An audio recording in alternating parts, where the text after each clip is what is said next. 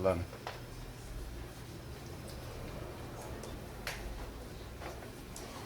Ilana, a Lina pediu para esperar 5 minutos.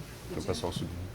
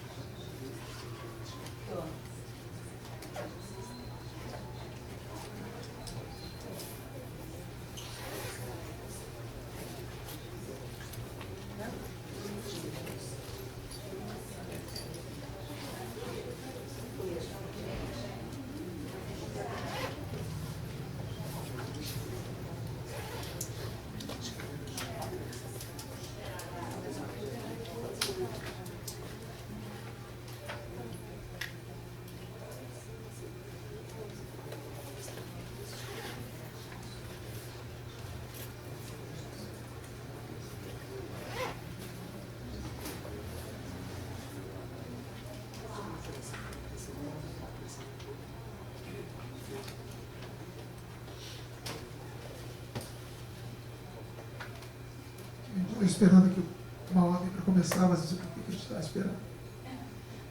Nada pediu para esperar. Uma razão.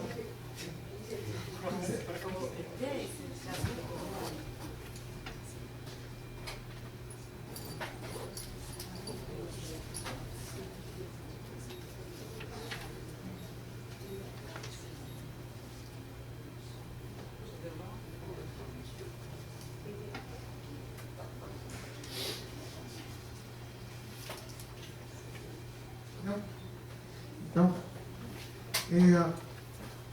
vou pedir desculpa a vocês, minha voz ainda não está legal. Então, se vocês tiverem tanta dificuldade de entender, ouvir, reclamem.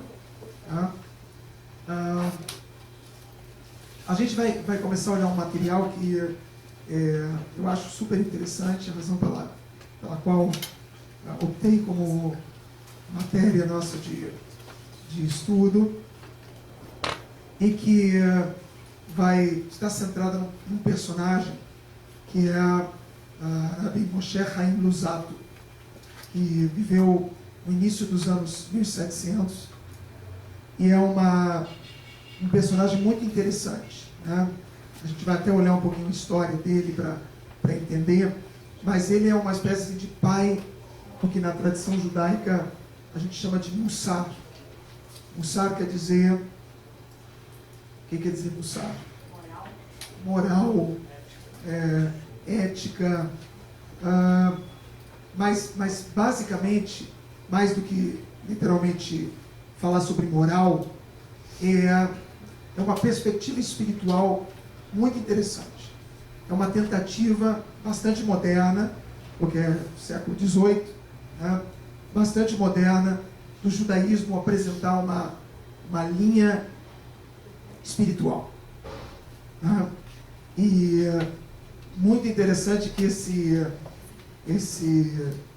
trabalho que a gente vai estar olhando, que eu já vou apresentar aqui o nome e tudo mais, ele vem muito parecido com essas coisas modernas que a gente tem, como 12 Steps, os 12 passos, né? Uma coisa que poderia ser confundida com autoajuda, mas que na verdade é uma tentativa de explicitar um olhar para a espiritualidade, o que seria espiritualidade.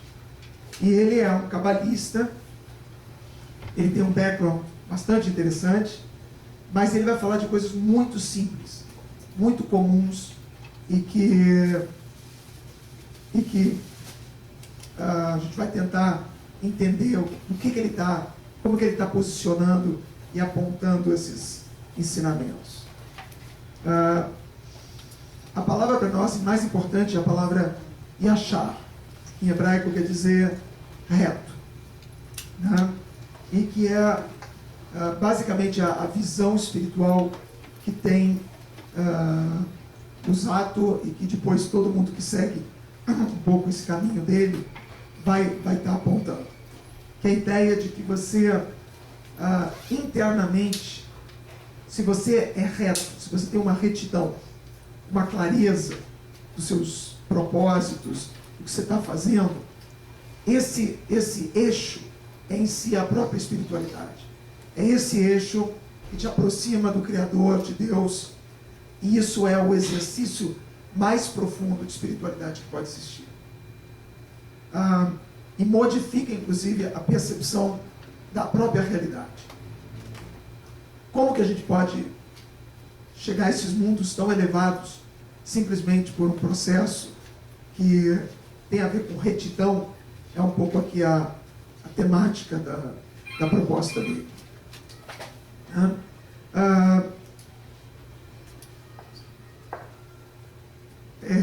Rabbi Moshe Chaim Luzzatto, conhecido como Ramchal, que são a maneira que a tradição judaica usa as letras iniciais do nome dele, Rabbi Moshe Chaim Luzzatto. Essa é a foto onde ele está sepultado, que alguns dizem que ele nem está aí, mas isso fica no Kinneret, em frente ao Kinneret, em Israel, e é um lugar onde vários dos sábios do passado estão enterrados. Ele morreu nesse ano aqui de 5.506, que corresponde ao ano de 1746. Era comum. E ele nasceu mais ou menos 40 anos antes. Vocês já ouviram falar essa coisa de que ninguém pode estudar a Cabala antes dos 40? É por causa dele. Porque ele, inclusive, imigrou para Israel esperando completar 40 anos para poder reiniciar seus estudos. Eu vou explicar por quê. E ele morreu 7 meses antes de completar 40 anos. Mas ele era um personagem, uma pessoa, realmente um prodígio, que deixou muitas coisas escritas e tem uma história muito atribulada. Ele hoje descansa lá em paz no Kinneret, mas esses 39 anos dele, quase 40, foram muito, muito, muito agitados e atribulados. Por quê? Porque essa é mais ou menos a história, o background da história da vida dele. Luzzatto nasceu em Pádua, na Itália. Ele é italiano, só que ele nasce num período muito difícil para o judaísmo. Nos anos de 1648 ou 49, a gente tem os famosos massacres dos cossacos, que eram ucranianos tentando se libertar do poder polonês. E esse sujeito aqui, que tem uma cara feia, para os judeus ele tem cara feia mesmo, realizou os piores massacres. Se a gente puder lembrar de momentos de massacres, de assassinatos em massa antes do Holocausto, para os judeus esse era o Hitler de 300 anos atrás. Ele realmente considerava os judeus como os judeus tinham alguma parceria com os senhores poloneses. Os judeus eram usados para recolher impostos. Isso que a gente vê um pouco no mundo medieval, aconteceu na Polônia um pouquinho mais à frente, e ele então se volta contra os poloneses e considera os judeus aliados dos poloneses, e o povo todo tinha essa visão bem das caricaturas do judeu que era usado para cobrança, e portanto foi muito fácil mobilizar as massas para que matassem nesse período, ninguém sabe direito, perto de 50 mil pessoas, de forma muito horrorosa. Foram massacres muito violentos e cruéis. O que acontece com o judaísmo? O judaísmo chega nesse período, que é de 1600, meio de 1600, num dos piores momentos da sua história. Nós tivemos a expulsão dos judeus da Espanha, de Portugal. Os judeus sefaraditas se espalham pelo mundo e estão num momento muito difícil. A população judaica decresce para os menores níveis de toda a história judaica. Cerca de 1 milhão de judeus existem nesse período. Esse é o contexto que permite o aparecimento desse personagem que é Shabbatai Tzvi. Talvez você já tenha ouvido falar. Shabbatai Tzvi era um místico, exatamente porque as pessoas estavam totalmente desesperadas, à espera de alguma coisa que pudesse transformar a história judaica. E Shabbatai Tzvi vai se declarar um escolhido, um Messias, ele usando justamente de ensinamentos da tradição cabalista, ele se arvora ser o Messias, acaba imigrando em direção a Israel, que nessa época era parte do Império Otomano, e centenas, milhares de pessoas acompanham ele, saem da Europa em direção a Israel, na expectativa de tempos messiânicos, e na verdade nada disso acontece. Não só isso, ele acaba, por pressão das autoridades otomanas, se convertendo ao islamismo e deixando aqueles judeus totalmente pirados do que significava aquilo, que o Messias se convertia ao islamismo. E isso até gerou o aparecimento de um grupo de criptojudeus na Turquia, que até hoje são publicamente muçulmanos, mas são secretamente, usam os ritos judaicos como sua prática. Então, tempos muito difíceis, tentativas religiosas fracassadas de apresentar um projeto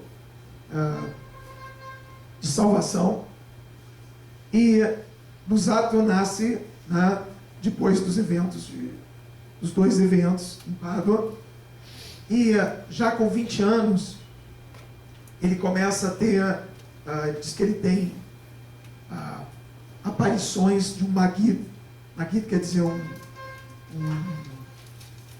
como seria um Maggid? Maggid é uma entidade, nós somos brasileiros, conhecemos muito essa fala, ele recebia um espírito, um Maggid, alguém que direcionava ele e dava a ele lições divinas que vinham do céu. Ele começa a escrever essas lições divinas. Obviamente isso criou um rebuliço danado entre os rabinos da época. Ele foi muito perseguido, todos os escritos dele foram queimados no primeiro momento. Ele sofreu, depois ele tenta fugir, ele que morava em Pádua, ele sai de Pádua em direção a Amsterdã, buscando um pouquinho mais de compreensão das autoridades rabínicas. No meio do caminho, na Alemanha, ele é novamente proibido de exercer todas as suas funções, principalmente ensinar qualquer coisa ligado à Cabala. Os manuscritos que ele tinha em mãos também são queimados, e ele vai parar em Amsterdã, onde ele passa a ter um pouquinho de tranquilidade, e lá ele escreve vários dos textos que a gente tem hoje, inclusive o texto que a gente vai estar olhando, e ele fica em Amsterdã à espera pela proibição rabínica de que até os 40 anos ele não poderia ensinar nada de Kabbalah. Ele aguarda a proximidade dos 40 anos dele, e em 1743 ele migra para Akko, que é no norte de Israel. Nessa época, imagine o que era Akko, era totalmente... na época era uma das cidades principais do Império Otomano. Ele migra para lá, mas em 47, 3 anos depois, a família inteira dele morre uma praga de tifo que tem em Akko, uma epidemia, e ele morre e nunca chegou aos 40 anos. Mas ele consegue deixar um vasto material, principalmente nesse período que ele está em Amsterdã e que ele escreve. E ele era realmente um personagem, uma figura muito jovem, começa a escrever desde muito jovem, e vários dos rabinos posteriormente, o Gaon de Vilna e outros, descobrem que ele era uma pessoa absolutamente encantadora.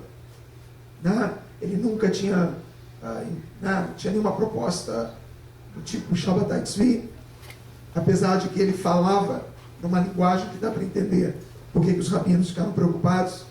Ele dizia que ele era uma reencarnação de Moshe, de Moisés, e tinha todo esse clima messiânico em volta dele também. Então, tempos assim muito conturbados, uma vida muito curta, muito conturbada, e deixando um material muito interessante, realmente muito interessante, como uma proposta espiritual. A ideia de que ele só poderia ensinar com mais de 40 anos é o que ficou como essa coisa de que ninguém pode estudar Kabbalah antes dos 40 anos, é por causa dessa proibição e quase excomunhão que ele sofreu, que era comum nesse establishment rabínico na Holanda, nesse período, como aconteceu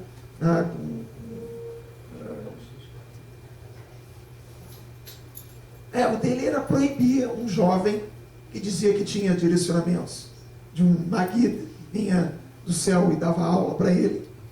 E na época isso foi considerado muito perigoso. É muito interessante que ele se torna, e o material que a gente vai ver, é absolutamente judaísmo 101. A primeira matéria do judaísmo, hoje nas yeshivot, em todo o establishment judaico ortodoxo, ele é um personagem muito importante, principalmente por esse texto que a gente vai olhar.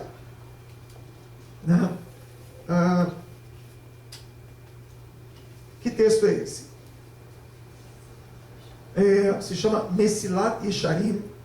Ele tem vários textos que foram preservados, apesar de terem sido queimados, vários foram preservados. Existem alguns que reapareceram na década de 50 na na biblioteca de Oxford, foram reencontrados, se achavam já queimados há muitos anos, mas por alguma razão foram resgatados e preservados. E esse texto, que se chama literalmente Mesilat, quer dizer caminho, Yesharim, o caminho daqueles que são Yashar, daqueles que são retos. Repara que não é dos justos, não é de Sadiquim. Tem gente já com frio aqui. Estou vendo assim.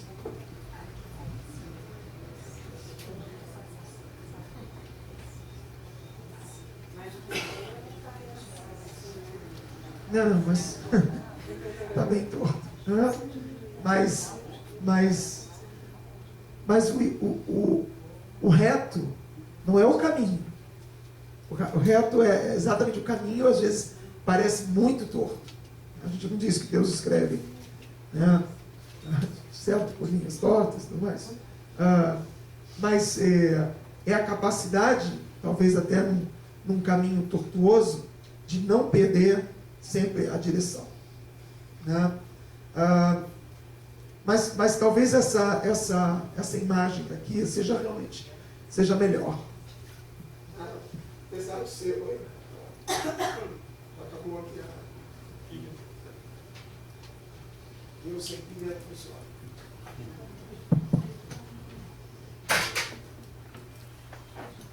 Mas aqui você vê que é um ser humano contemplando. Já vai falar filosoficamente, contemplando uma atitude. Né?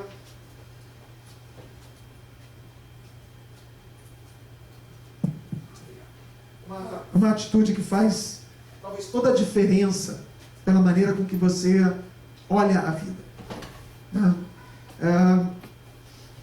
Eu acabei de aceitar um encontro lá fazer uma palestra com o Marcelo Gleiser. Todo mundo conhece o Marcelo Gleiser, que é físico, né, e lida com astronomia, com as fronteiras da física.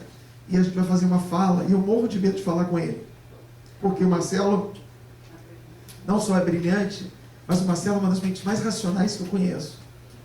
E ele vai colocando a vida num lugar que qualquer coisa que não seja pensada por esse lugar da racionalidade é burra. Então, quando eu sento com ele, eu prefiro falar antes, porque pelo menos eu sou burro. Enquanto eu estou falando, ninguém tem consciência de que eu sou burro. Depois que ele fala, é muito complicado. Né?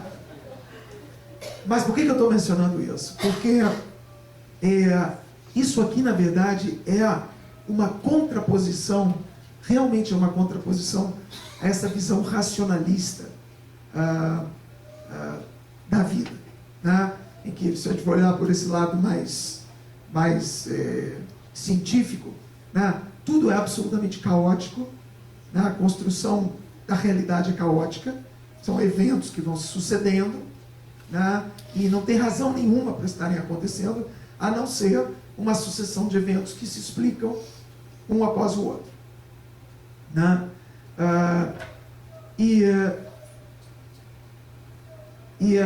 O começo de Mesilat Yesharim é totalmente tentando dizer, peraí, não é isso. Não é isso. Qual é o substrato mais importante da inteligência? O que existe no ser humano, com o seu pensamento, que é diferenciado, mas diferenciado qualitativamente? Quando você pensa na ciência, a ciência diz, o cérebro humano ficou grande, um macaco com cérebro grande, o macaco pensa, e com todas as capacidades analíticas, tem esse macaco, Homo sapiens, vocês e eu. Né? A tradição judaica, que é muito à vontade com a ciência, no sentido, sempre acreditou muito na ciência, mas a tradição judaica, ela contesta isso. Contesta dizendo que o que aconteceu conosco não é quantitativo, mas é qualitativo. O salto que o ser humano dá, que não é um salto racional, mas é um salto em que o ser humano consegue entender o que é e achar o que é reto e o que não é reto. O texto bíblico é muito claro entre o que é bom e o que é ruim. Nós vivemos, até muito interessante que lá atrás, em Sefer Yetzirah, que é um dos primeiros livros místicos da tradição judaica, eles dizem isso muito claramente. Eles dizem que o ser humano vive numa outra dimensão dos animais. Os animais vivem em, as duas coordenadas do espaço, né? As três coordenadas do espaço, a quarta coordenada, que é o tempo, né? Você tem o espaço tridimensional, você tem uma quarta dimensão, que é o tempo, mas os seres humanos vivem numa quinta dimensão, pelo menos, que é a dimensão do bem e do mal.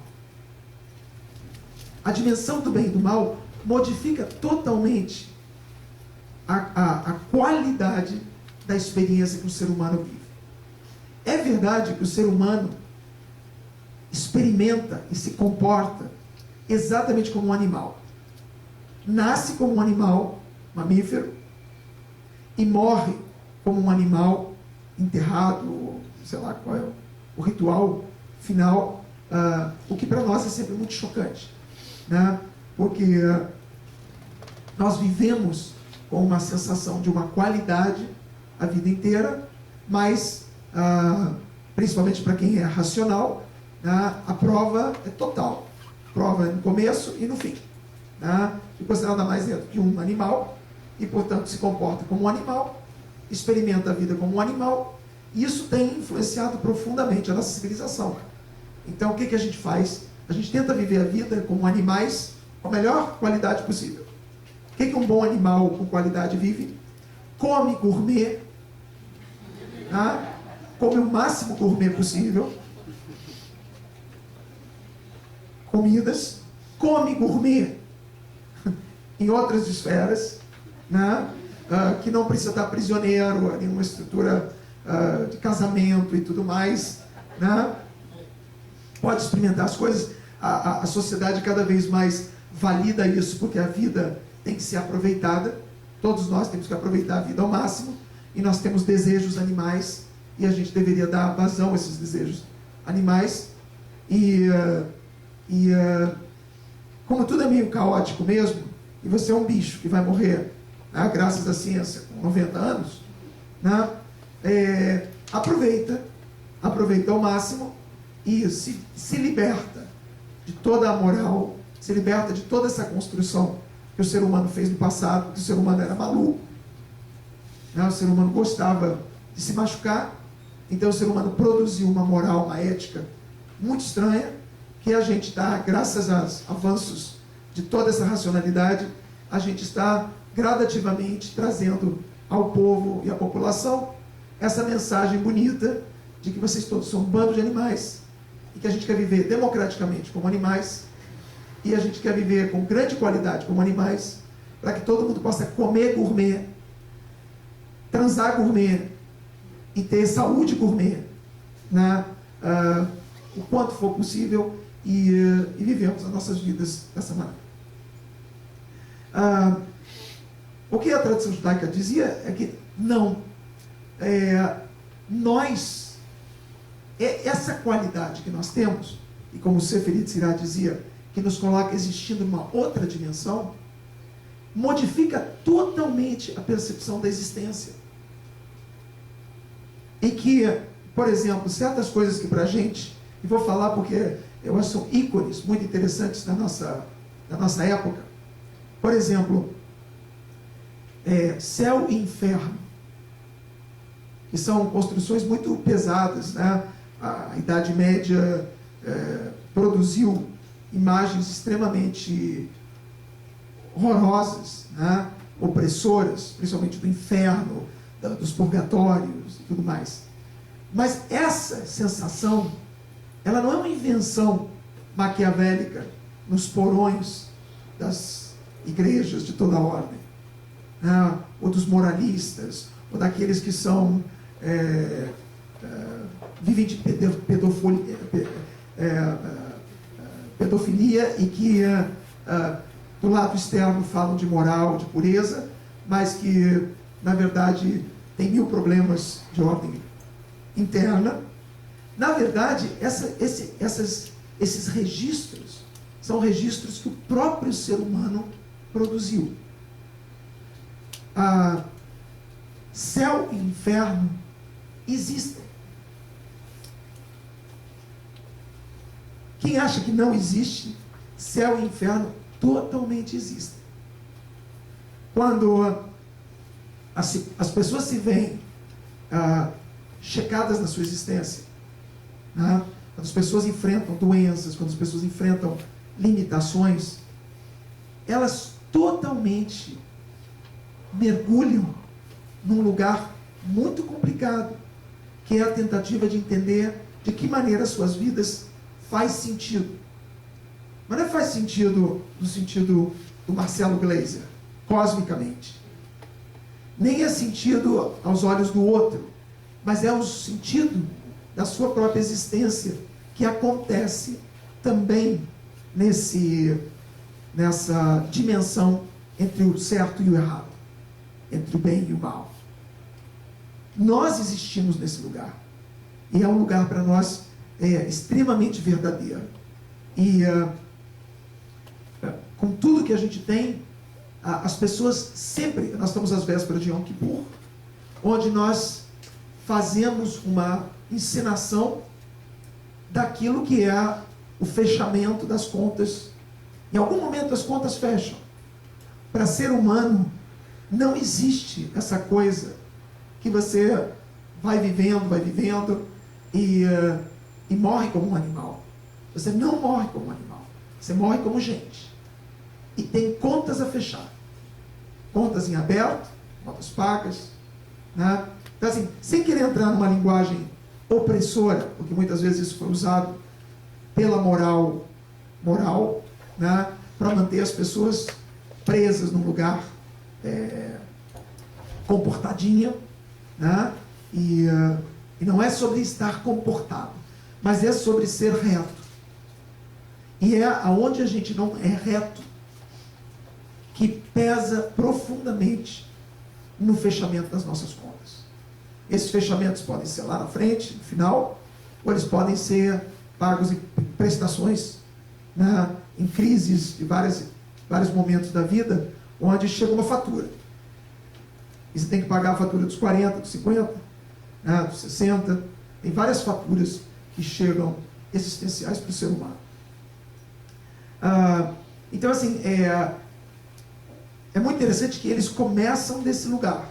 Até se alguém quiser falar alguma coisa e esclarecer alguma coisa, né, é um bom momento, porque Mesilat Yesharim começa dizendo assim, você entende que as coisas para nós começam desse lugar. Você entende que para nós as coisas não são aleatórias.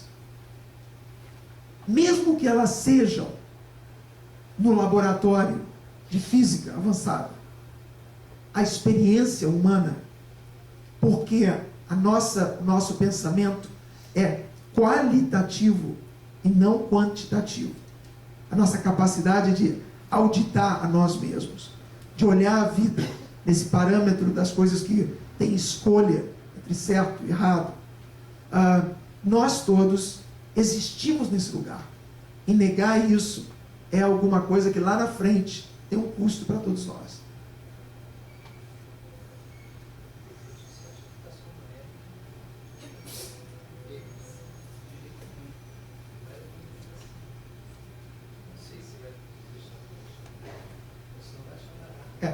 Qual o nosso problema sempre? É que nosso parâmetro de realidade é sempre o meu e o do meu vizinho. Né?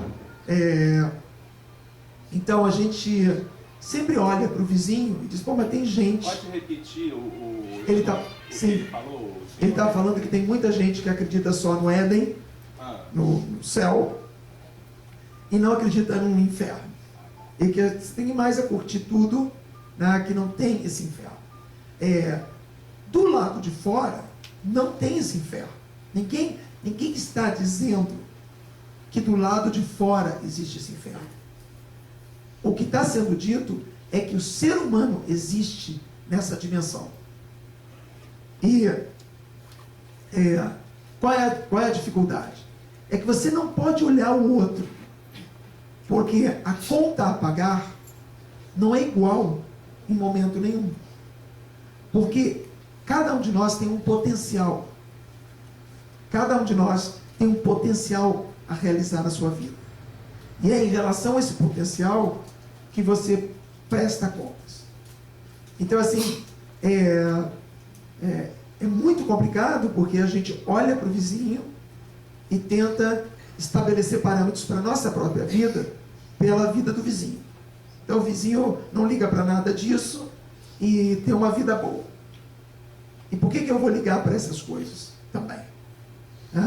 Mas é muito difícil você entender a vida do parâmetro do vizinho. E você vai pagar contas. Você tem contas a acertar com o seu discernimento, com um lugar muito interno seu, que não tem como ser substituídos. Você pode usar essas ideologias e buscar se animalizar ao máximo. Mas o que eles dizem é o seguinte: o ser humano tem um potencial. E qualquer um que tem um potencial tem, na verdade,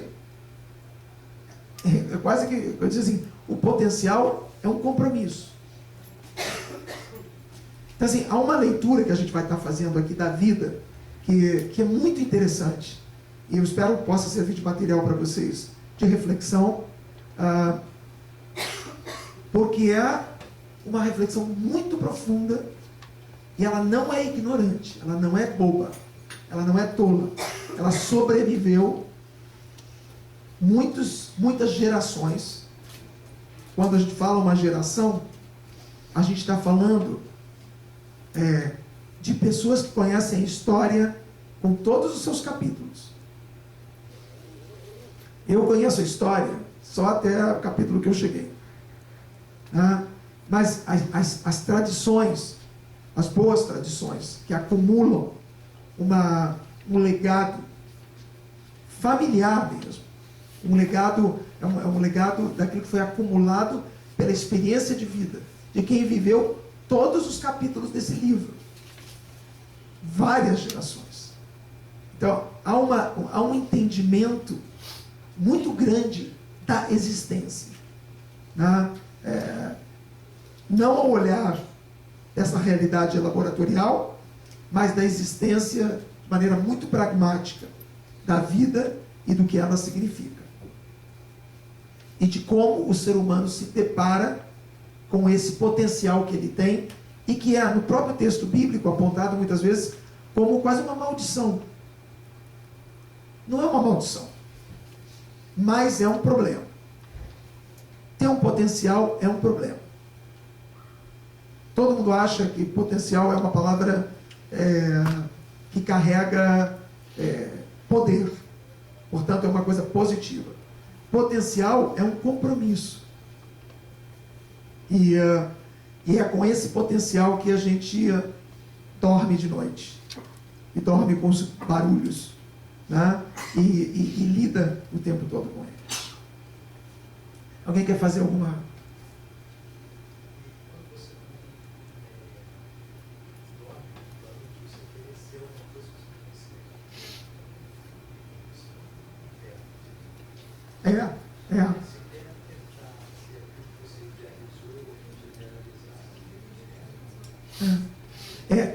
O que é muito interessante que a gente vai ver aqui, a gente já vai ouvir a pergunta lá, é que o que Haim Luzzatto, que é um personagem muito interessante, porque essas pessoas que vivem assim meteoricamente, e são realmente personagens interessantes, porque são pessoas que realmente tiveram pouco acesso. Uma pessoa que viveu 39 anos, parece que é alguma coisa, tanto é que os rabinos partem um pouco desse preconceito que o establishment rabínico tem, é porque eles ficam incomodados que uma pessoa tão jovem possa realmente estar ali produzindo coisas que você vê que eles criam para ele. Essa história é uma história muito interessante, porque eles criam um aprisionamento a esse homem e dizem para ele o seguinte: até você ter 40 anos, você não pode escrever o que você pensa, sente ou recebe. Você não pode. Eles geram uma prisão temporal para ele, que, ironicamente, é uma sentença de morte, porque ele nunca completa essa idade. Então, assim, eles virou uma prisão perpétua nessa existência dele. Ao mesmo tempo, essa força não conseguiu segurar, e esse material foi passado e foi preservado, mesmo tendo sido censurado e queimado. Que também é meio chocante para nós da tradição judaica, porque nós sempre fomos vítimas dessas censuras e tudo mais, e é comum os establishments fazerem isso, né? Mas a preocupação rabínica é com quem é essa personalidade, quem é esse sujeito, né? E mas o que ele postula é uma coisa muito interessante em relação ao que você está falando, que às vezes as pessoas querem ser alguma coisa e não conseguem ser, né? E achar quer dizer, em certo sentido, reto, mas também tem um significado de simples. Porque eu acho que essa que é talvez o grande barato desse material, é que o potencial ele tem a ver com uma certa simplicidade. Ele não é o potencial daquilo que a gente hoje se exige, de ser o número 1, de ser o primeiro. Muito pelo contrário.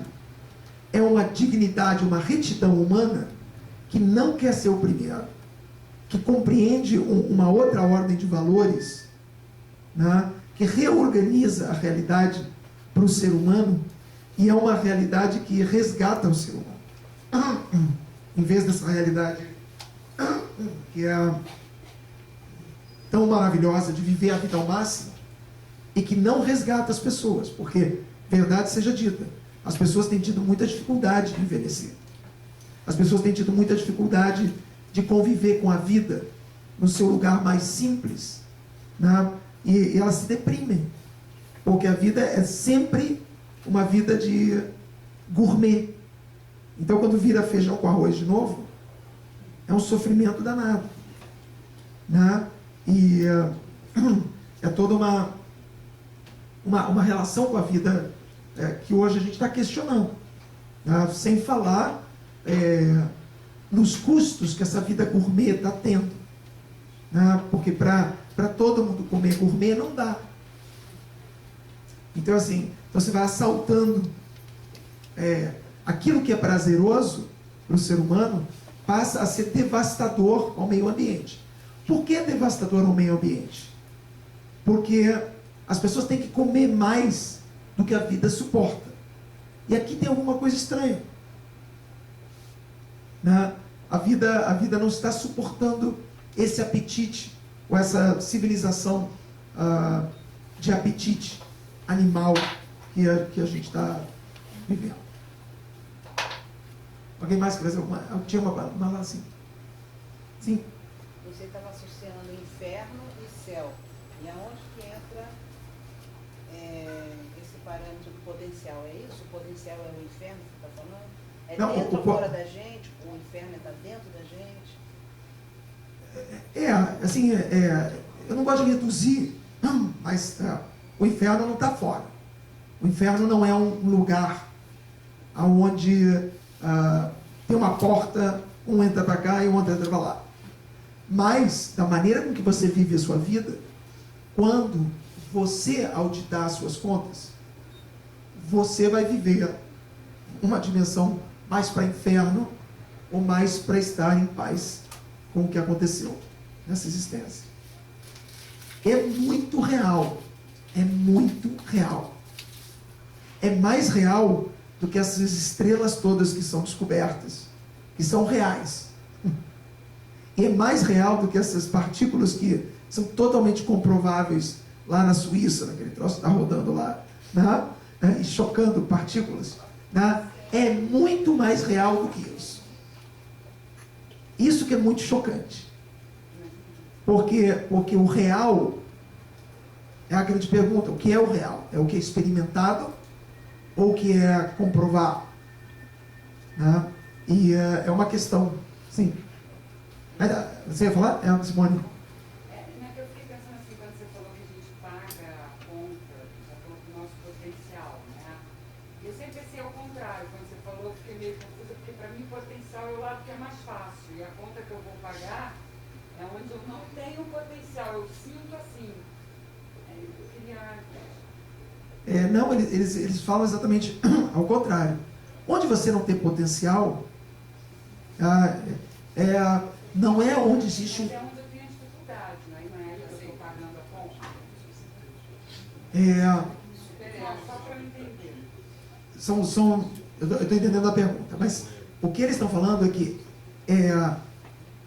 a pior conta pode ser que você não esteja vivendo um potencial porque se esconde, porque procrastina, não faz as coisas. Ele vai falar, à medida que ele for falando, a gente vai se identificar. Tem várias coisas que a gente não é cuidadoso o suficiente. Ele vai apontar várias coisas que são caminhos. Esse é o caminho que ele diz, o caminho dos retos. Como que você vai fazendo uma investigação profunda na maneira como você é, onde você vai assumindo cada vez mais um compromisso, não conviver a vida ao máximo e aproveitar a vida ao máximo, mas de você ser reta, correta, do seu potencial, a partir do seu potencial. Não é uma exigência de algo que você não tem, é uma exigência de algo que você tem e que você corre da raia. E que é onde, para eles, está o problema espiritual. O fato de praticar o potencial. Não praticar o potencial. Como, por exemplo, se eu não tenho potência para voar, eu não tenho nenhuma conta a pagar no final da minha vida, porque eu não voei. Essa conta não existe para mim. Porque eu não vivi nessa dimensão. Mas eu vivi numa dimensão. As histórias racídicas abundam nesse sentido. Né? Aquela história lá que aparece na Alma Imoral, de Uriapsúcia. Quando Uriapsúcia diz que ele está morrendo de medo de ir para o céu. De se confrontar com esse julgamento. Mas esse julgamento é nosso. Ele está morrendo de medo de olhar para a vida, para a sua vida, e enxergar na sua vida potenciais do qual ele correu. Por isso que ele diz, eu não tenho medo que cheguem lá e me cobrem. Por que eu não fui como Moisés? Não um cara tão inteligente, ou como Einstein, ou como sei lá quem. Não, fui porque eu não era. Mas se ele me perguntarem, por que você não foi Súcia? Esse é o meu pesadelo. Por que eu não fui eu totalmente? Do que eu corri? Do que eu fugi? Que conta é essa que está em aberta em relação ao meu potencial? Repara que tudo isso pode ser levado para um lugar horrível, assim, de se flagelar, e não é o que ele está falando. Mas ele está chamando a atenção que esse é o substrato humano. Quando o bicho morrer, o seu bicho e o meu bicho morrerem, o substrato aonde o ser humano se reconhece e que não é desesperado, porque não está se perdendo, porque o jogo não termina com a derrota final, é o substrato humano que você conseguiu produzir de você. O bicho que morre, se você for só o bicho, essa é a conta que está em aberto. No meu nível gourmet, eu não posso estar na minha profundidade do meu real, onde eu verifico o meu inferno e quando não pratico o meu potencial. Então, no meu nível gourmet, eu estou fora de praticar o meu potencial. Quando eu sou mais real, se eu estiver praticando o meu potencial, eu não estou no inferno. E aí você diz assim, que ao final da vida, eu vou prestar contas. Eu entendo que a cada momento que eu consiga mergulhar no meu real, eu vou ao inferno se eu não estiver praticando o meu potencial. Então, com certeza, ele é vivido ele é vivido sempre, não é só no último momento. Mas esses momentos onde a gente se dá conta da existência, com a sua finitude, com seus limites, é onde todos nós trememos. E esses infernos se tornam mais palpáveis. Mas eles nos acompanham o tempo todo, né? O que a gente vai olhar é que ele não vai propor que o ser humano se torne cada vez mais sofisticado. Esse aqui eu acho que é a grande beleza desse trabalho que a gente vai começar a olhar. Mesilat Yesharim é uma proposta que não é... ele é um pouco assim contra a cultura da nossa realidade. Porque não é uma tentativa de você reconhecer o seu potencial. Qual é esse potencial? Então vamos lá, vamos fazer uma descoberta de qual é esse potencial que eu tenho para eu poder cumpri-lo ou desenvolvê-lo, né? Ele diz, não, é mais simples. Porque esse potencial, ele não é inteligência. Não é capacidade de produzir, escrever livros, ou produzir trabalhos que vão ficar para a eternidade. Não é isso que é potencial. Potencial é uma densidade humana que você tem, que se você não lapidar, passa a vida e você não exerceu isso. Não é uma sofisticação, é uma coisa muito simples, que tem a ver com não perder essa dimensão humana, que é um potencial diferente dos animais. E que gera uma relação, vínculo, uma responsabilidade com esse potencial. Não missão. A missão não é... A missão é humana. É exercer a sua vida num lugar que é relativamente simples. E ao fazer a sua missão simples, você pode ter, como ele tinha, qualidades maravilhosas de escrever. E parte do que ele realiza do seu potencial é o que ele escreve. Mas não é o que ele escreve que paga a conta dele dos seus infernos na vida toda. Não é o que um indivíduo produz. É isso que os discípulos dizem para Reb Súcia. Reb Súcia, você está com medo de morrer? Ou de acertar suas contas? Mas você foi uma pessoa maravilhosa. Você foi um homem que produziu muito, que fez isso, que aconteceu, que não aconteceu. E Reb Súcia, quem vê de fora fica surpreso. Mas Reb Súcia sabe se ele foi aonde o potencial humano de retidão dele existia ou quanto ele não foi. Ele pode ter produzido muitas das coisas que são lindas, movidas para ele por uma dimensão totalmente animal. Gananciosa, egóica, exatamente. Ele não viveu, ele produziu e que ele é como humano. Exatamente. Então assim, não é potencial, não é o que você produz, mas tudo que você tem potencial e sensibilidade é uma responsabilidade sua.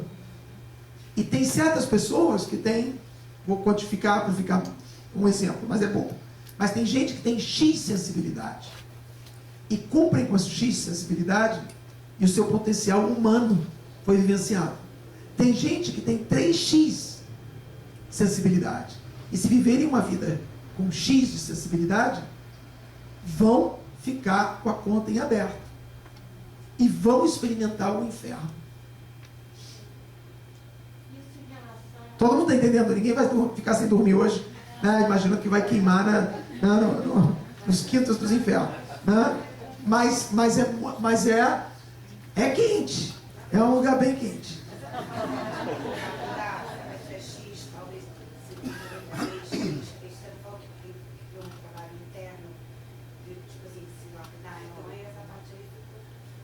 Essa parte é confusa mesmo, né? Mas o lugar humano, comporta isso, comporta sonhar com lapidar-se e tudo mais. Então, é sempre uma coisa em aberta, você não tem como dizer que é 3x, tá? Verdade. Mas o ser humano, quando ele vai para esse lugar, a gente vai entender o que ele está falando. Porque eu acho que o que mais confunde a gente é a palavra potencial, que gera para nós uma sensação, essa mesma sensação consumista, de que eu tenho que ser mais e mais e mais e mais, que isso que é potencial. Quando o potencial é simplesmente, às vezes, esse desejo de conseguir mais vem de um lugar tão egoísta, vem de um lugar tão mal resolvido em tantos sentidos, que você vai construindo mais e vai ficando cada vez mais infernal a sua vida.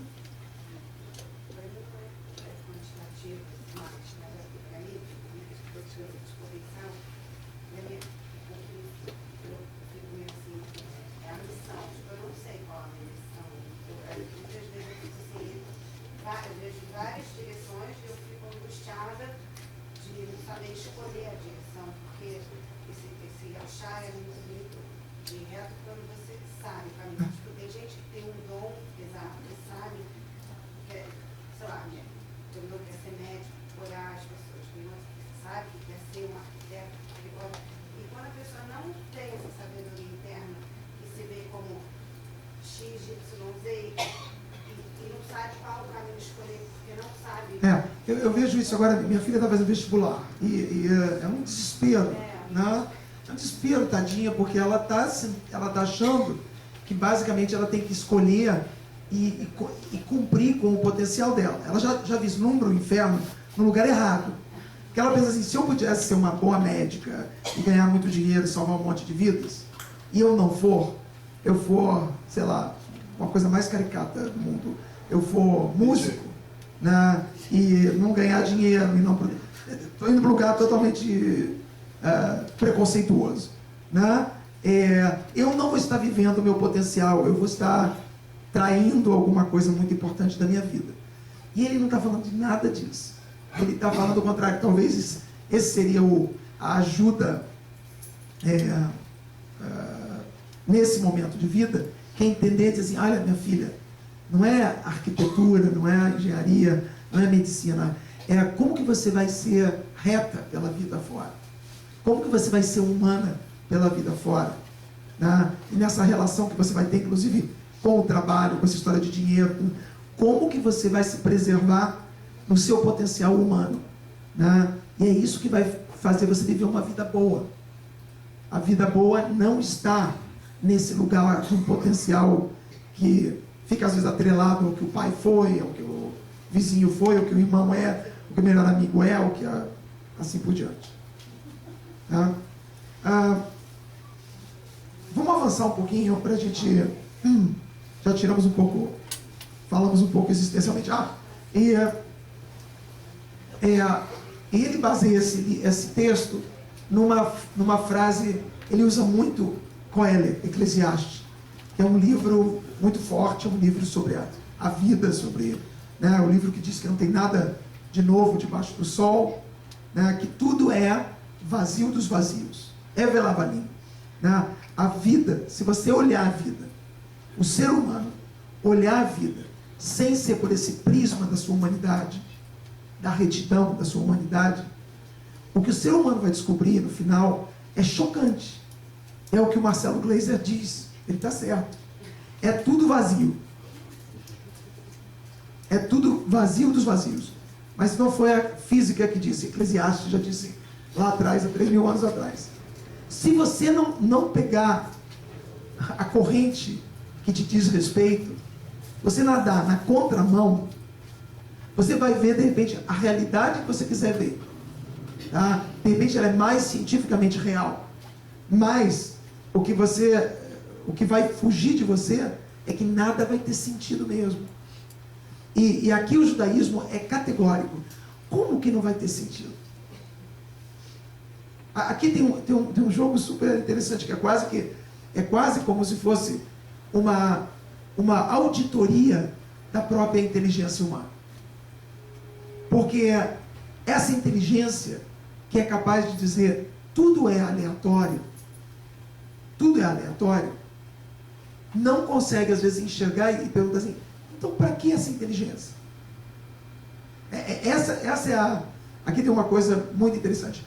Para a tradição judaica, assim, há uma pergunta que é a seguinte: para que teria a inteligência? Para que serve a inteligência? Se a inteligência é para viver como animais mais tempo e com mais qualidade, gourmet, como animais, quem precisa dessa inteligência? Se você olhar a vida com cuidado, né, você vai ver que a vida, o somatório da vida, se a vida é sobre prazeres, tem alguma coisa muito errada. Porque as pessoas têm muita dor de barriga, as pessoas têm muita dor de cabeça, prisão de ventre, as pessoas sofrem, as pessoas perdem, as pessoas são assassinadas, as pessoas são atropeladas. Se a vida fosse sobre prazeres, a tradição judaica diz o seguinte: qual é a função dessa inteligência? Essa é uma pergunta super interessante, porque ela é uma pergunta, poderia ser uma tautologia, mas ela é uma pergunta que está dizendo o seguinte: eu experimento o sentido. Você pode destruir esse sentido todo dizendo que é um pó de estrela que caiu aqui, que virou gente, que virou micróbio, que virou peixe, que virou você, né? Mas eu experimento a minha existência num lugar que faz sentido. E esse é o lugar onde eu existo. Eu não existo nessas esferas galácticas e cósmicas. Eu vivo a minha vida nesse lugar que ele está tentando apontar. E é muito real. Esses infernos e esses céus são muito reais. Eles não são uma fantasia. São resíduos da experiência da existência de um indivíduo. O texto de Eclesiastes diz: Achar asa Elohim et Adam e achar. Deus fez o ser humano e achar reto. É daqui que ele tira a ideia. A gente tem esse potencial de retidão e para nós é super importante.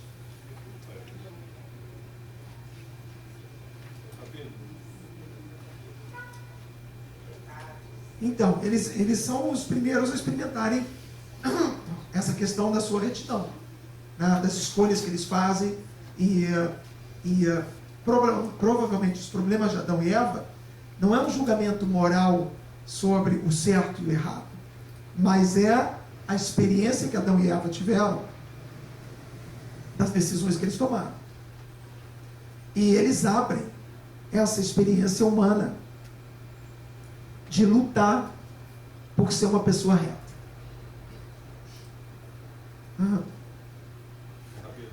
Oi.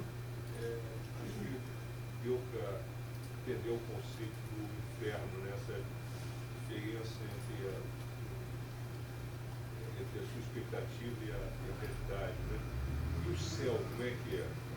Você falou muito. Então, o céu é uma experiência de bem-estar, de estar relativamente em dia com tudo isso. De estar tendo uma sensação de retidão. Porque o que define o céu não é o que o sujeito fez aqui nesse mundo. É se o que ele fez era reto. E reto é uma medida particular, e reto é uma medida de uma humanidade que o sujeito consegue preservar, que é o substrato daquilo que o qualifica e que talvez seja a característica mais importante da sua existência. Porque viver a vida até uma idade avançada, tendo sido gourmet dos prazeres que a vida oferece, segundo Luzzatto, não é a garantia de ter vivido bem a vida. vamos ver alguns conceitos antes da gente ver vamos olhar primeiro. Ele produz aqui 12 passos. Na verdade não são 12, são 10 steps, né? Em que ele vai falar sobre, esses são os conceitos que ele usa. Torá, já vai falar um pouquinho, que é da onde ele parte, né? Torá, que são mitzvot, deveres, né? Já fala um pouquinho.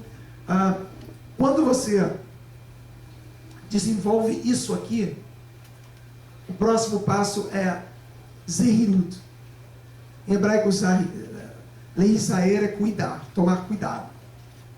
Então é ser cuidadoso, é estar atento, muito atento. Você desenvolve uma atenção. A gente já vai falar. Depois que você desenvolve essa atenção, você vai tentar desenvolver o que ele chamava de zrizut. Zariz, em hebraico, quer dizer uma coisa ágil, uma coisa que atua, que faz, né? Diligente, que vai não deixa para depois, não deixa para amanhã. Quando você chega nesse estágio, depois você consegue ir para um lugar que é de nekiut, naki, quer dizer limpo. Mas aqui não tem a ver com limpeza, né?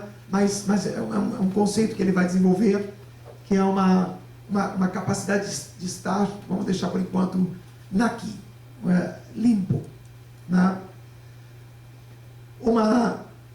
Logo depois um outro passo que ele vai chamar de prishut, lefaresh, quer dizer separar, né? Então prishut é uma separação, uma capacidade de fazer isso. E daqui você vai para um nível que é de tahará, um nível de pureza, e desse nível você vai para um nível de hassidut, que é um nível de afeto. A gente vai ver isso separadamente. Daqui você vai para um nível de anavá, de humildade. Daqui você vai para um lugar que se chama irat het, um temor, uma reverência profunda à vida. Desse lugar você vai ao lugar de kedushá, de santidade. E ele termina um lugar totalmente maluco, que é o contrário da vida na nossa civilização, que é a morte do animal. Ele chama de triat hametim, a ressurreição daquilo que morre. Depois a gente, vamos ver quando chegar lá, mas mais ou menos está dizendo o seguinte: essa retidão, ela salvaguarda alguma coisa que não morre com o animal. E esse é o lugar bonito da vida, para quem tem inteligência. Para quem tem o potencial do pensamento, da inteligência, viver pela vida com esses passos de retidão e que salvaguardam o que de humano tem na pessoa e, portanto, que não morre na mesma dimensão espacial e temporal animal, é o caminho do reto. E é um caminho que termina nesse último estágio, que é um estágio que é meio que assim, na contramão da morte.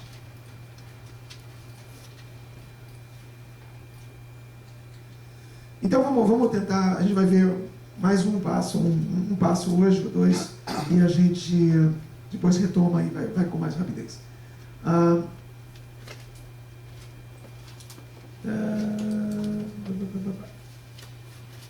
Rapidamente, só para não deixar passar.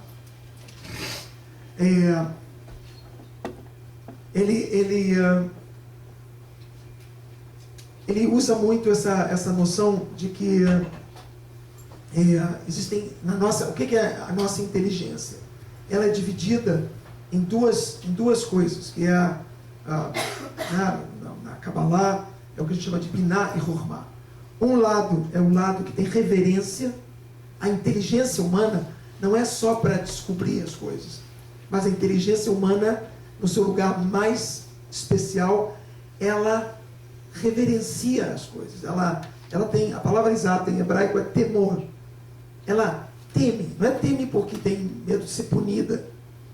Ela teme porque ela entende a grandeza das coisas. A inteligência humana, entende a grandeza do universo. Não a grandeza cósmica, mas entende que tem uma beleza que é onde Deus se produz, na mente humana.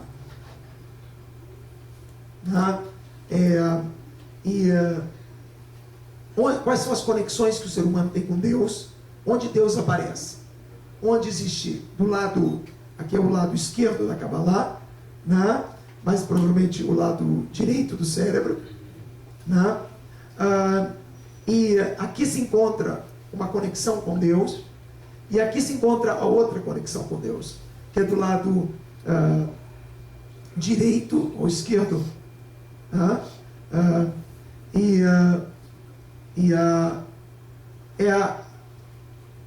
A palavra em hebraico é amor, avat, mas que a melhor palavra é adoração. É uma coisa meio maluca essa palavra, porque é uma palavra muito carola, né? Mas quando você tem uma inteligência em Chokhmah, e você isso é uma conexão com o que eles chamam Deus, você tem verdadeira adoração. É parecido quando você tem assim, um ídolo, tá? Diferenciando obviamente, mas você tem um herói, sei lá, o Neymar, se alguém cai nessa, mas tem gente que tem o Elvis Presley, né? As pessoas têm uma verdadeira adoração por aquilo, né? Porque aquilo representa, sei lá, o melhor momento da sua vida. São as músicas do namoro com aquela menina, ou quando aquela situação que você, sei lá eu por quê, aquele período, aquele personagem, você quer comprar o fio de cabelo que caiu do Elvis numa apresentação, né, e vai para leilão. É uma coisa que você fica totalmente é uma coisa que é tão prazerosa, é um lugar tão mágico, que você gera esse sentimento. Obviamente, a gente está falando aqui de uma coisa que não é nesse lugar idólatra e de ídolos, né? Mas a Avat Hashem é um conceito de amor, né? de afeto, que é uma inteligência para a tradição judaica.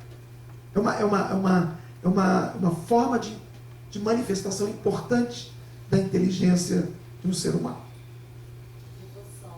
Devoção, gera esse desejo de estar perto. Quando você vê que muitas vezes nas estruturas mais ortodoxas, mas há uma Avat Hashem, que é esse querer estar perto de Deus. Não é como uma devoção. Aí eu quero estar perto disso. Onde tiver isso, eu quero estar. Não quero perder nada. É ali que é o bacana da vida, né? É uma tentativa de ir para esse lugar, de estar próximo, né?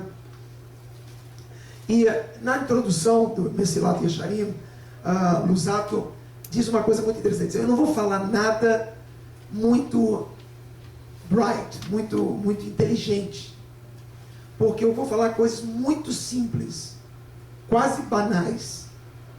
E ele dizia o seguinte: esse meu livro é um livro para as pessoas ficarem toda hora olhando, porque é muito simples, mas ao mesmo tempo você não faz. Você perde a capacidade de fazer isso. E ele dizia: rever, repetir, porque eu não estou falando nada inteligente, nada brilhante. É uma coisa muito simples, mas que a gente perde no dia a dia, né? E ele falava que todo esse caminho da retidão é um caminho de midot. Midot em hebraico quer dizer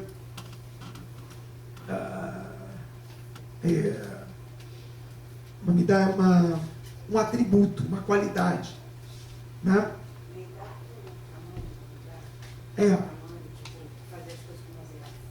Não, mas aqui midá é mais um atributo, literalmente um atributo.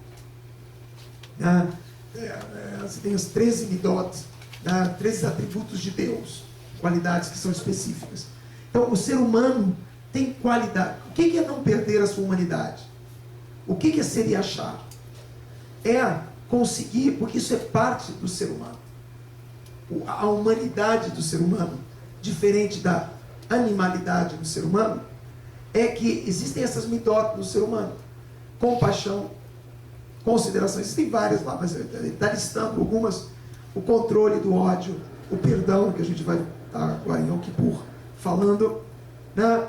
E tudo isso você faz para que você preserve essas midot, para que isso não vire parte da sua personalidade, o egoísmo, a raiva, o ressentimento, porque isso vai enquistando, vai sedimentando de uma tal maneira que se transforma em personalidade.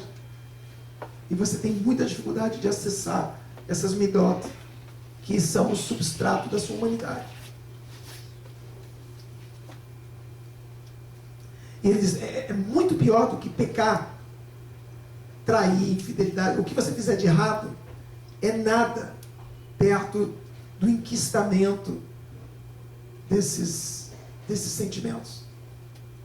O grande problema dele não é o erro. O grande problema dele é o fato de você perder a sua retidão. Você coloca Biná e Normá como energias opostas, assim, são polos opostos, ou que se complementam? Ou que se complementam, opostos que se complementam. São dois canais diferentes, né, que se completam para você ter um acesso, porque na tradição da Kabbalah é Keter, coisas que são muito elevadas. Basicamente o que toda essa estrutura diz é o seguinte: que se o ser humano não fizer um esforço, né, para manter a conexão com essas coisas, com essa realidade mais elevada, você vai ficar totalmente incorporado nesse animal que você é. Não há dúvida de que você é um animal, né? Come, vai ao banheiro, tem todos os problemas de um animal, tem uma carinha de animal, tem um jeitinho de animal, né? E se largar, vai ser um animalzinho, que para um animal não tem nada demais, mas para um ser humano é grotesco. Por que é grotesco se eu sou um animal? Pois é, mas essa é uma história de você com você mesmo. Sim.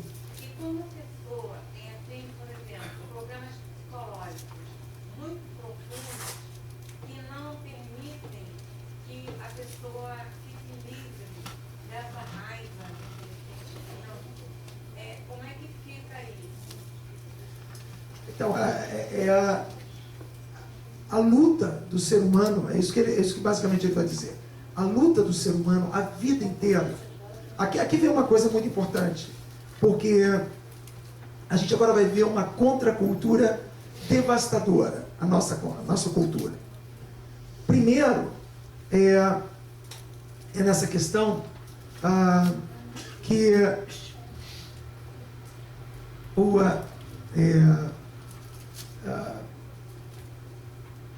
como é que eu vou dizer? É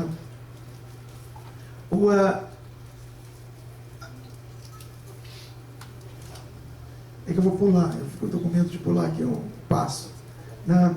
Mas para responder a tua pergunta, que eu acho que eu vou entrar por uma seara que não é legal ainda,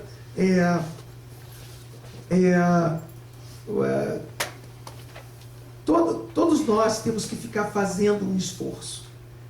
Não interessa de onde você está começando.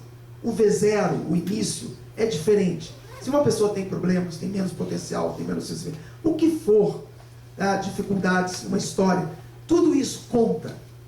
Isso não está fora. Não é um projeto único. Ao contrário, é um projeto totalmente da experiência existencial de cada um. Mas a vida, e aqui vem contra a cultura na veia, a vida, ela é trabalho o tempo todo. A vida não é em momento nenhum descanso. Quando a gente tem uma paraxá, chama paraxá Vayeshev. Em hebraico, Vayeshev quer dizer e sentou, e relaxou, e deu uma relaxada.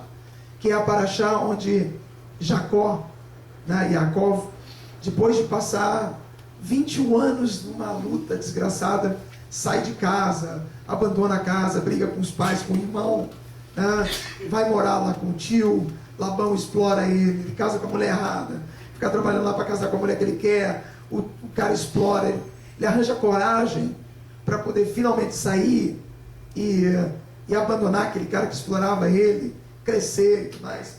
Aí tem que reencontrar o irmão com quem ele tinha brigado, o irmão queria matar ele, e ele consegue resolver isso. Vayeshev Yaakov, e relaxou Yaakov. Aí começa a história de José. Os irmãos pegam José e jogam no buraco lá, e o filho morre, ele fica mal, né? E os comentaristas dizem, mas por que ele chama Vayeshev, a paraxá? Dizem, porque é esse o ensinamento. Não existe esse lugar de sombra e água fresca. Esse lugar, que é o ser humano, depois você vai ter uma eternidade para não fazer nada. Ninguém vai te incomodar. Ninguém vai te encher o saco. Sabe? Tem, mas eu posso brincar um pouquinho. Se até na piada a gente tem que terminar em um lugar, né?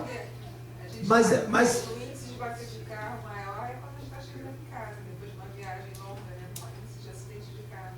É 5 metros de casa da sua casa. É mesmo. Mas aqui tem uma coisa muito interessante, porque a nossa cultura diz, trabalha, se aposenta, não sei o que lá. Não, a tradição está dizendo o seguinte, viver é estar... Imagina a mudança de expectativa que é para um indivíduo entender que a vida é esforço o tempo todo.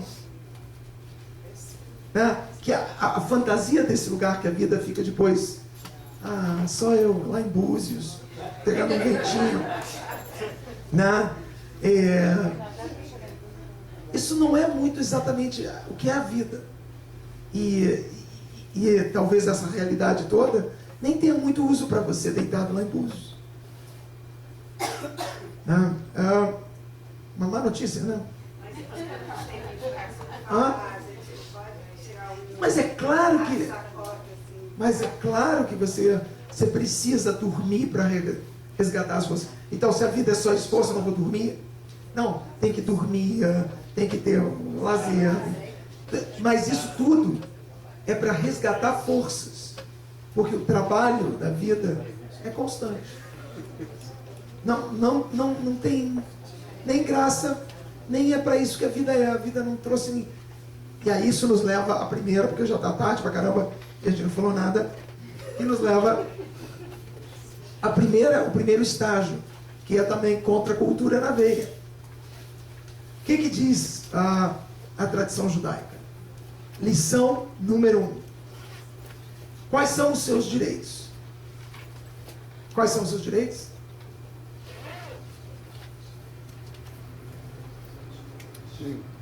Quais são os seus direitos? Nenhum, só deveres. Nenhum, só deveres. Nenhum direito. Essa segunda linha de raciocínio. Nenhum direito. Não. É dever. Não é direito. A tradição judaica diz, presta atenção. Não existem direitos. Sim, na medida em que você cumpre deveres, se estabelecem direitos. Mas não existem direitos.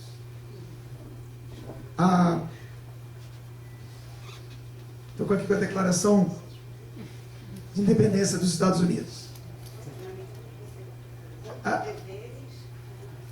Aparecem direitos relacionados a esses deveres, mas não soltos. O que diz a Constituição americana? Sem querer destruir aqui nesse momento o Estado americano.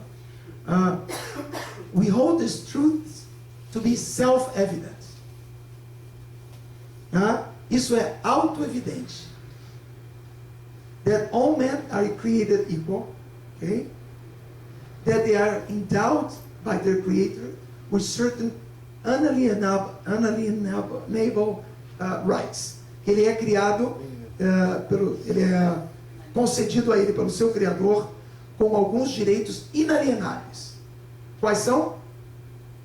E among these are, entre eles, life, a vida, liberty, liberdade, and the pursuit of happiness, e a busca da felicidade. A tradição judaica diz, aonde?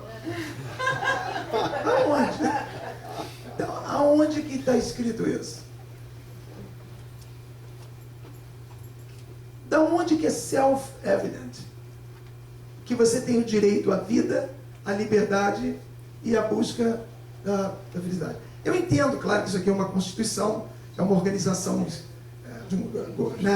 política que está estabelecendo relacionamentos, tudo mais. É óbvio que eu estou brincando, eu sou totalmente a favor desses direitos, não tenho nada contra.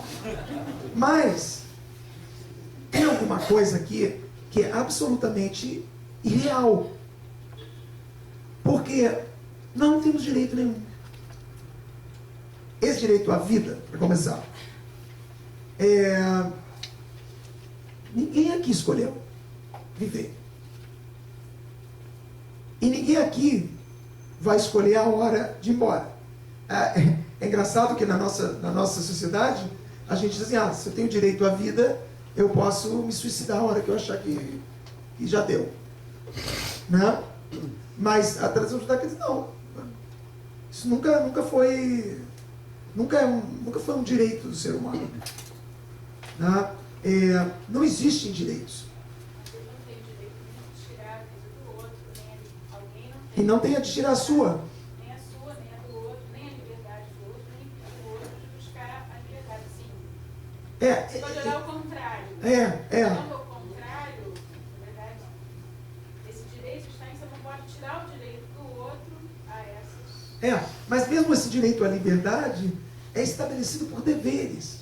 Essa liberdade, ela nunca existe. Ninguém tem direito à liberdade. Liberdade do quê? Sabe, se é tudo de alguma forma interconectado e tudo tem consequências, sabe? Então assim, se faz opções, mas essas opções nunca são de liberdade. Né? Quando você está ensinando os seus filhos, você pode dar a eles a opção, a gente tem a opção, né? Mas essa opção, ela sempre está esbarrando não há uma liberdade de direito. Né? Você tem que conquistar coisas que você vai buscar. E nunca é vaiesha. Nunca você senta. Meus direitos aqui, a vida, a liberdade e a busca da minha felicidade. Ninguém mexe. É meu. Isso não é um direito. Isso nunca foi um direito. Para a tradição judaica, né, esses deveres de viver, ser livre e ser feliz, aparece na tradição judaica, né? Você tem a disposição de ver Haibaem, e viva a vida. Né? Claro que tem que viver a vida. Quem perguntou se podia pegar onda, se podia se divertir, já que a vida é trabalhar o tempo todo. Né? Claro que sim, você vê Haibaem, você vive. Né? Mas isso é um mandamento para a tradição judaica. Né? O Kradror Becholaretz, e grita por liberdade em toda a terra. A busca pela liberdade, a busca pelo que a gente conquistou nas democracias, no que seja lá o que a gente conseguiu nessa área, né? É uma busca que o ser humano faz, mas isso aqui é um determinante ético do ser humano. É um dever para o ser humano, não é um direito. Veaita arsameach, e você vai ser uma pessoa alegre. Mas isso também está no lugar de um dever e não de um direito. Né? Porque tem que ser ativo, não passivo, né? Nessa construção, nessa busca. Porque se você quer se inserir na realidade, essa realidade nunca foi feita para você, nunca ela foi construída desses direitos. Né? Ela o tempo todo, você nasce sem que isso seja perguntado. Você é usado pela realidade. Você é parte de um projeto, não é o seu projeto. Esse é um fundamento muito importante da realidade. E a tradição judaica é na veia, quando ela diz: o que é Torá? Torá é uma coisa para ensinar as pessoas de que elas são comandadas.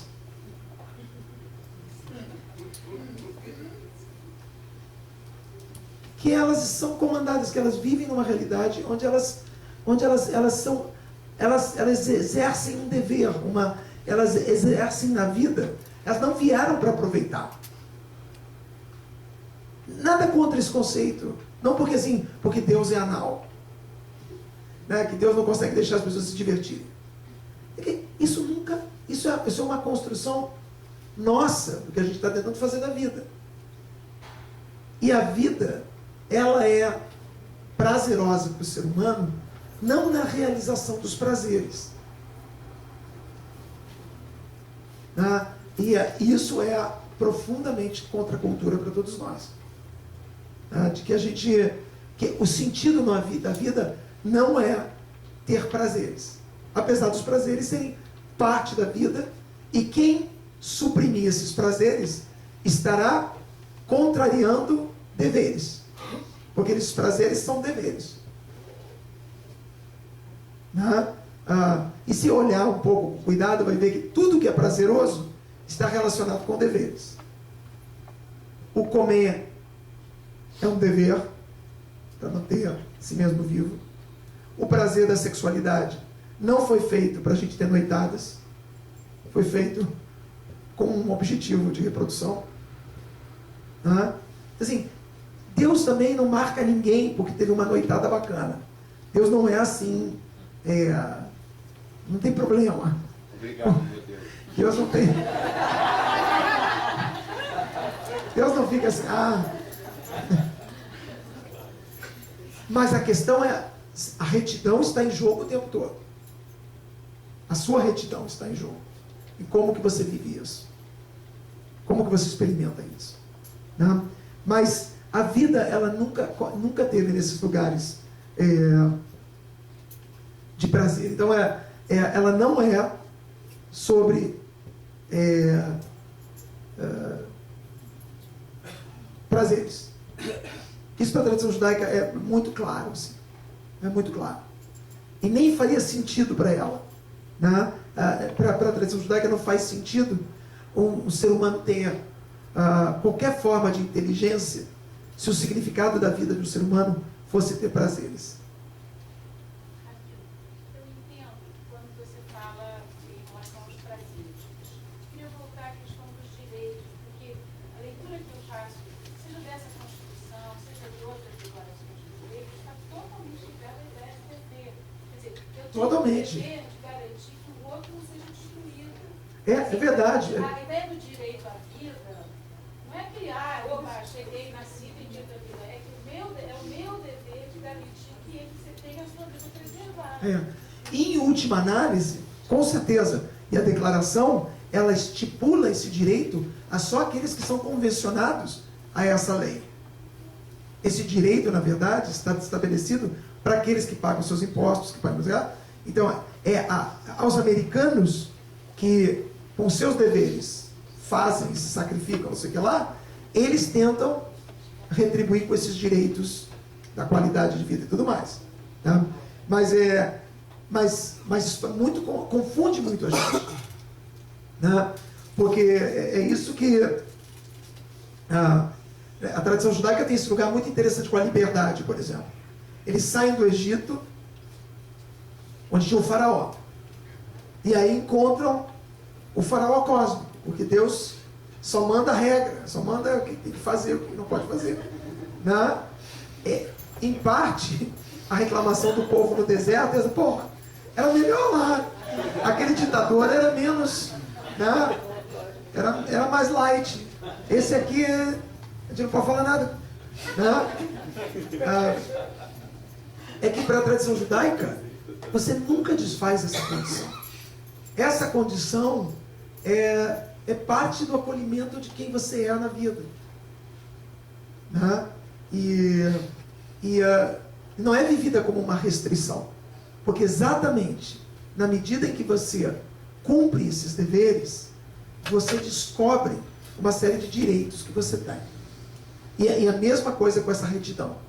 Essa retidão são deveres para com uma consciência humana, uma percepção humana, e os deveres para com essa consciência fornecem, sei lá, direitos ao ser humano, a experiência existencial do ser humano. Você imagina se elas não existissem. A gente nem sabe o que é isso. A nossa natureza, né? A nossa natureza, ela é tão misturada com aquilo que nós somos. Por exemplo, o Newton Bonder, tirado da Terra e colocado em Urano, ia ficar uma coisa assim que tinha 15 centímetros, gordinho, orelhas grandes. Não existe o Newton Bonder num outro contexto. Isso aqui é uma outra coisa. Então, assim, a vida, nós fantasiamos a vida num lugar imaginário, mas a vida tem a ver com o contexto dessa vida. Eu não tenho esse corpinho, eu não tenho essa forma, eu não tenho nada se não fosse dentro desse contexto do qual eu estou. Por isso que a descoberta de que esses deveres existem e a relação com isso é interessante. É muito confuso para todos nós, porque é sempre um lugar muito tênue, onde a gente pode estar perdendo liberdades, perdendo prazeres, né? Como é que você audita essa sua relação com a vida? É isso que de alguma maneira ele vai tentar posicionar e explicar como um trabalho espiritual dentro da tradição judaica. Cumprir deveres pode ser extremamente prazeroso. Totalmente. Você sente que você está fazendo o que deve ser feito. Isso dá muito prazer. Muito prazer, e ainda mais. O que o judeu faz todo dia? Porque essa é a diferença entre o faraó e Deus. Quando você diz o Shema Israel de manhã, se for um Shema espiritual, se for um Shema, só Shema, é Shema, só Shema. Mas se você está fazendo isso como uma prática, e você de manhã cedo diz, eu reconheço, a palavra técnica judaica, Ol Malchut Shamayim, eu reconheço essa inter-relação entre eu e os deveres que eu tenho. Né? E eu assumo, eu escolho esses desejos. Esses direitos e deveres. Né? Eu escolho esses deveres. Quando eu faço eu faço parte da grande Constituição, não a Constituição americana que me dá direitos como cidadão americano, eu faço parte de uma Constituição que me dá direitos cósmicos, por assim dizer. E quem é que vive na América que não quer subscrever aos direitos, aos deveres dessa Constituição? Né? Tem gente saindo de todos os cantos, lá de Cuba, de não sei aonde, todo mundo correndo para lá, querendo pagar os impostos e tudo mais, e subscrever a esses deveres, porque nesse contexto a qualidade da sua vida é muito melhor.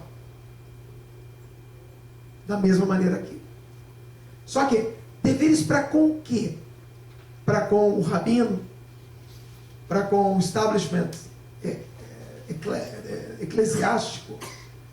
Para que são esses deveres? E é isso que para a tradição judaica esses deveres para com essa qualidade, palavras de Lusato, essa qualidade de ser uma pessoa reta. O dever das pessoas é serem retas. E ele vai tentar depois esclarecer isso. Naquele slide que você mostrou, os 12 steps, Sim. Você começa com deveres, cuidado, etc. Parece que aquilo é uma sequência até chegar na ressurreição. E a ressurreição significa que se você não seguir o caminho reto, ou não conseguiu, você quase que perfeita em cada um desses passos, significa que você vai ter o direito, entre aspas, como nós falamos de reencarnação, de ter alguma possibilidade de um retorno, aí estou extrapolando um pouco, para poder cumprir aquilo que você não cumpriu direito. Ele não está falando de reencarnação, não. Ele está falando que há uma realidade existencial tal que o final desse processo, eu não sei nem se ele está falando necessariamente que você, uma ressurreição física, mas ele está dizendo assim, você descobre as palavras que aparecem na liturgia judaica de que Deus é aquele que que faz a ressurreição do que é morto. O que é morto é animal. E naquilo que você exerce essa experiência humana, né, é isso que fica salvaguardado. Mas ele não está falando, talvez, tão concretamente. Então é o Newton Bonder volta.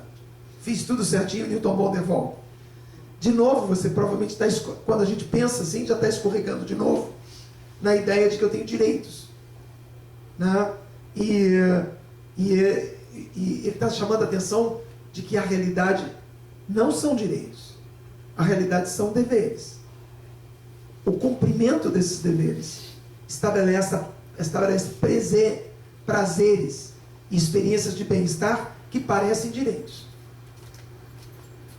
Mas, só complementando, mas esses 12 passos já não são mais do ser animal, já é mais a alma. Cada passo desse é mais profundamente o que a palavra que ele usa é a palavra técnica alma, que não é um outro pedaço de nós, mas quanto mais humano vai ficando, menos corpo é e mais alma é.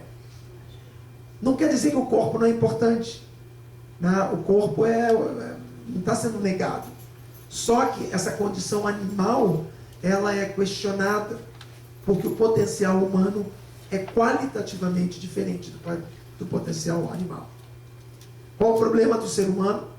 É que com esse potencial ele se enxerga alguma coisa num nível que faz ele imaginar até mesmo direitos. Nenhum animal imaginaria isso. Não? Ele consegue imaginar direitos, mas ele morre que nem um bicho. Aí ele fica com todos os seus direitos engavetados. E fica muito chateado. Ele fica muito decepcionado. Ele fica muito zangado. Ele fica muito sem esperança. E ninguém ouve ele. E ele fica sozinho. E tudo é frio. E tudo é escuro. E você não tem ninguém para quem reclamar. Cadê o gerente? Os meus direitos.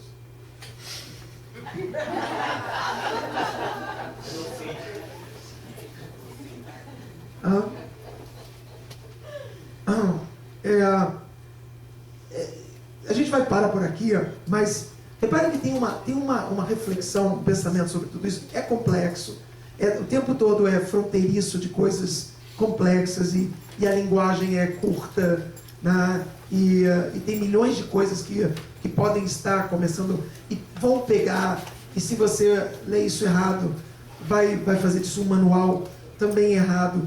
É uma sintonia muito fina, mas é muito interessante olhar por uma outra perspectiva que é uma contracultura do que a gente tem presente na nossa realidade e que tem fundamentos. Tem fundamentos. A gente, sim.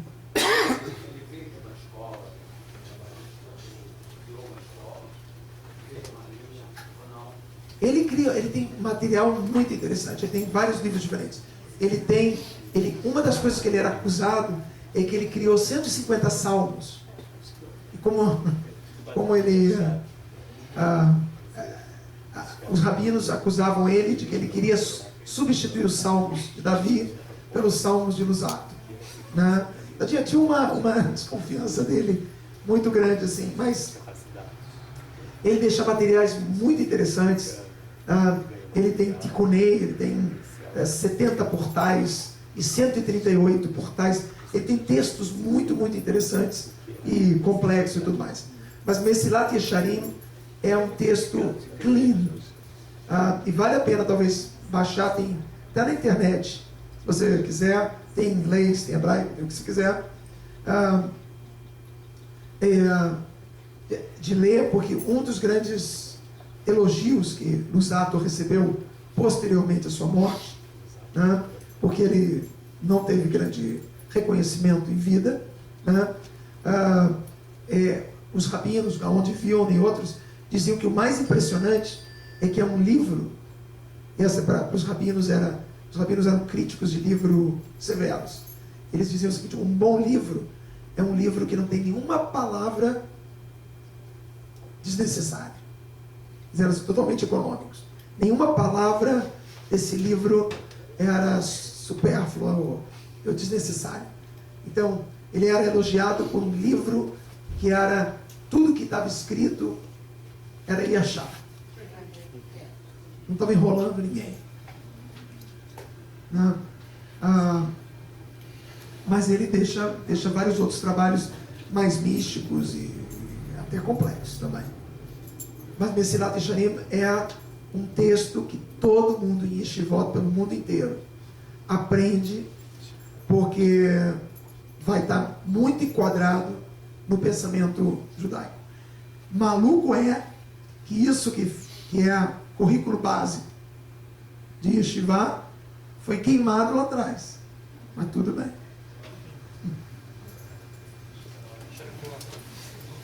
Mas vocês não estudam Spinoza nas Yeshivot.